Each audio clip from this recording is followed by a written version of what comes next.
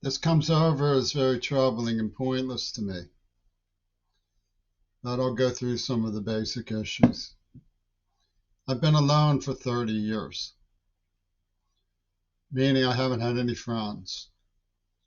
The Beatles, who I encountered, not literally face to face, but through their groupies like Peter Gabriel, and they're screaming memes like his attorney, Amanda Harcourt. I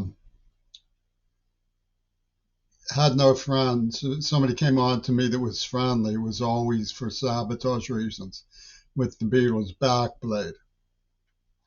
And that's not going to get better now that I'm 64. I'm completely deaf. My eyesight is going dim. And I have Parkinson's disease from being tortured. What happened was that Robert Fripp of King Crimson, pretending, play acting, all objectivity, looking at both sides, took the sides of an armed murderer gang of killers who kidnapped and tortured me when I was 11, 12 years old. Blew away my brain with hallucinogens, and while I was hallucinating on strong hallucinogens, they put paint thinner on a rag in a paper bag and forced me to use inhalants. In his derisive representation, the Danish individual Ringo Starr made out that I wanted to do that.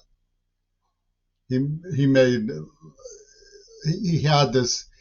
Ayn Rand has this article called Attila and the Witch Doctor. You know, that was Attila Ringo Starr with his witch doctor Robert Fripp. He insulted the intelligence of every man, woman, and child on earth.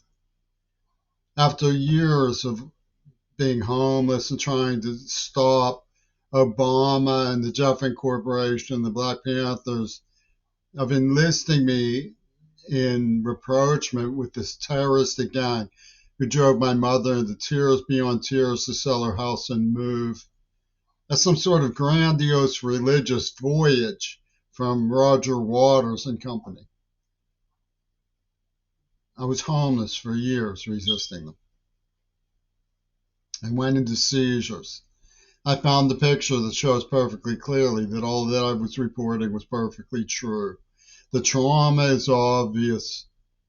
The pictures of me as a child, the testimony of my family, of me being timid, afraid of pizza and carbonated beverages, a picky eater, scrawny, weighing less than 100 pounds.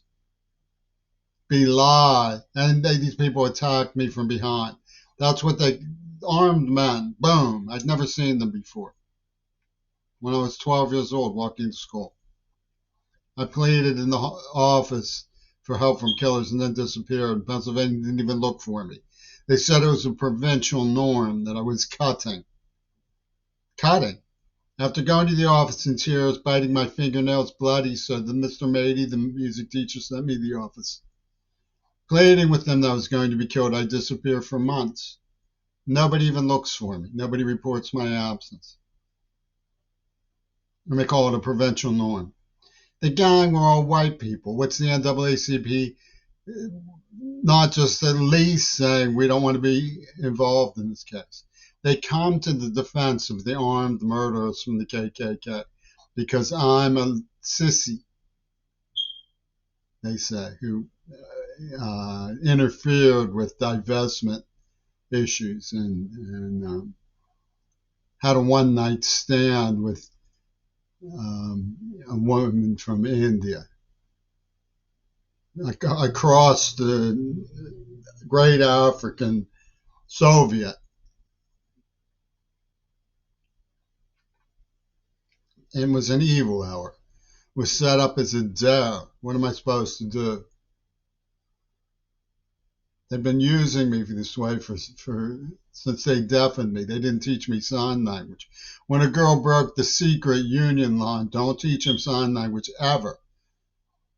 She was attacked and raped, and I was able to eventually get back into school and 4 years in the honors department. It's meaningless to the state of Washington legal system. It's meaningless to the federal government. Amanda Harcourt comes angling at me through cyber stalking as viciously as Elon Musk is going for the throat of the federal social security system. And they've always been on the same team. Peter Gabriel has always been a ripper hatter and a rapist pig.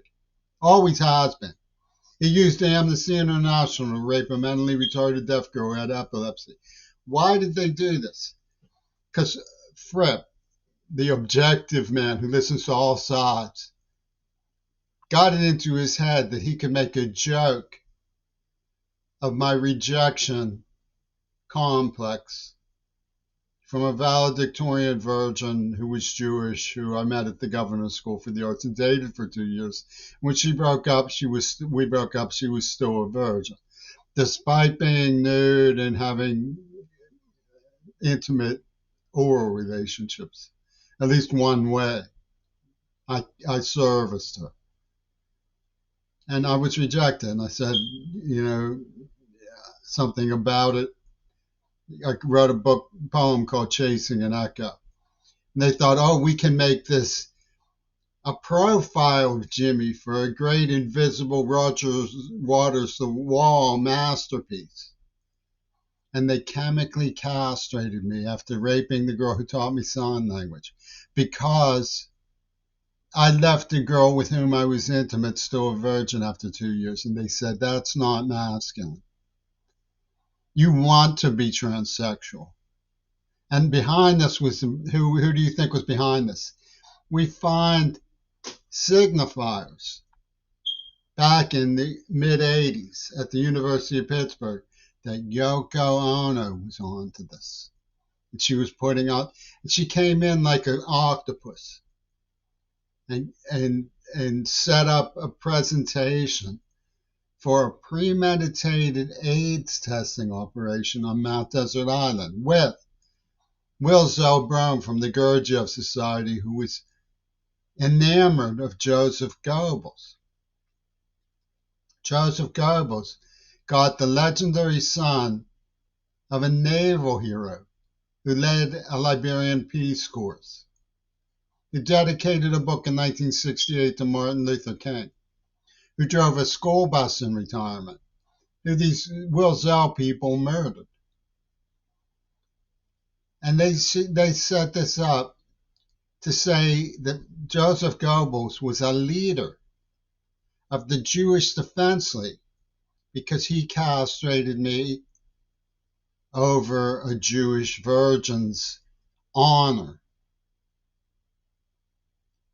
And Robert Fripp said, that's perfectly objective.